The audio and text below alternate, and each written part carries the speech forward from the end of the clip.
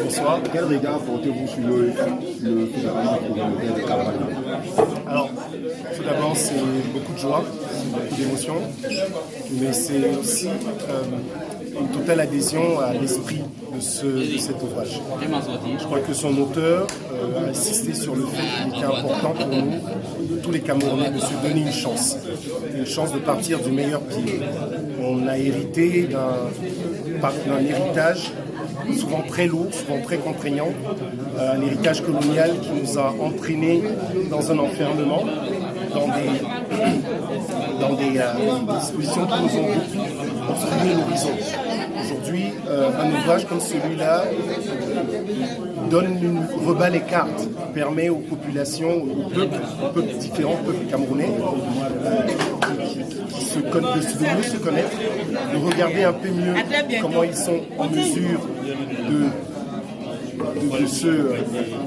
de se mouvoir dans l'espace qui est le leur, avec les communautés dont ils sont issus chacun, et de partager le même espace avec d'autres communautés.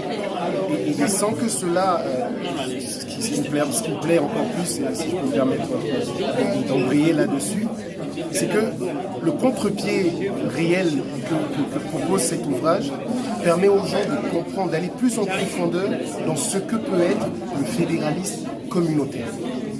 Alors, le regard que je porte sur le fédéralisme communautaire de Cameroun-Libye, c'est un regard qui a fait enchanter parce que c'est un livre qui nous ramène à l'essentiel, à ce qui constitue ce que nous sommes dès la base, à notre identité profonde, notre identité culturelle, mais également à ce besoin d'aller vers les autres et de leur dire, à partir de ce que nous sommes, ce que nous voulons partager avec eux, à les connaître réellement. Et ce livre vient pour moi, point nommé, pour résoudre non seulement la crise actuelle qui est au Cameroun, qui est la crise anglophone, dite anglophone, mais également une occasion de pouvoir réveiller les communautés dans le sens du partage et du fédéralisme comme l'auteur l'a dit. Merci. Je suis Cameroun Libye, député de l'Assemblée nationale du Cameroun, président du parti camerounais pour la réconciliation nationale. Alors, qu'est-ce qui a suscité une telle œuvre?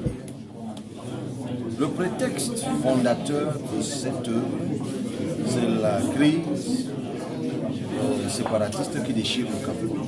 Le Cameroun est en guerre, il y a deux régions, dites anglophones, parce que suite à un accident de l'histoire, cette partie du pays s'est retrouvée sous la domination anglaise, tandis que l'autre partie était sous la domination française. Et il y a eu un souci au moment de recoller les monstres, notamment à l'indépendance, où le Cameroun a dû bifurquer par le fédéralisme à deux États fédérés, puis a retrouvé le chemin de l'unification. Sauf que depuis lors, la greffe n'a pas pris.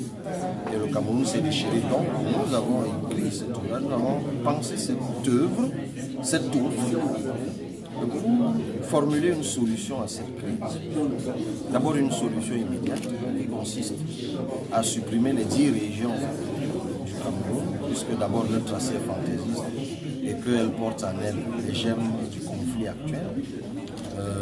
Ensuite, de systématiser le français et l'anglais dans tout le pays. Ça nous prendra 25 ans pour avoir une génération tout à fait bilingue. Puis, de poser un nouvel État suite à l'écriture d'un véritable contrat social. Du reste, nous n'avons pas eu le temps d'écrire au moment des indépendances. Ce nouvel État, donc, nous allons poser sur les communautés qui de toute façon existent déjà au sein des départements, qui sont les circonscriptions administratives. Et nous pensons que c'est à partir de là que le Cameroun, lorsqu'il se sera reposé sur sa souche, sur son identité, sur sa singularité, lorsque le Cameroun va assumer son identité plurielle, lorsque l'État sera devenu le réceptacle des singularités, des richesses, des savoir-faire, des trésors qu'il y a dans les communautés que nous continuons à nier, c'est en ce moment-là que cet État, qui aura donc réussi le pari de l'intégration nationale, c'est là que le Cameroun va rentrer dans sa vitesse de croisière. Vous aurez donc compris, le fédéralisme, nous l'abordons non pas dans son sens normatif institutionnel, mais dans son sens doctrinal et philosophique. Parce que le Cameroun est un pays fondamentalement divers. ou diversifiée ou variée, avec près de 250 ethnies. C'était une erreur historique de penser le Cameroun en n'intégrant pas la philosophie fédéraliste qui vise justement à créer de la cohésion au sein des singularités dans un espace partagé. Est-ce que vous pensez que ce réalisme va rencontrer l'attente des Camerounais?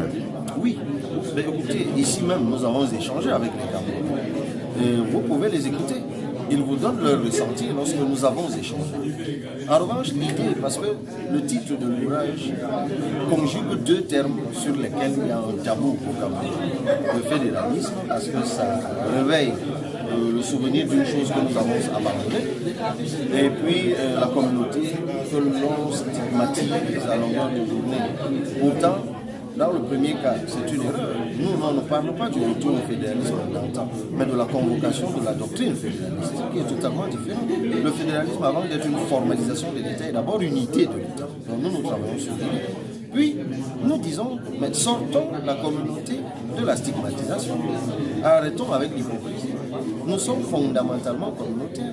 Et ceux qui ont conservé leur souche communautaire au Cameroun sont les peuples les plus prospères. Donc, reconnaissons que c'est notre identité. Travaillons donc à l'intégration nationale et mettons donc en relief, désenvoûtons les trésors qui sont enfouis dans les communautés et mettons en place un État qui en sera le réceptacle.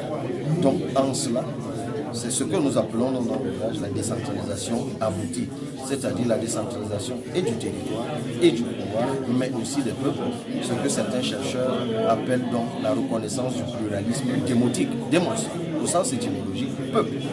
On doit avoir un état de pluralisme des peuples en reconnaissant que la décentralisation, nous devons aussi l'appliquer sur les peuples.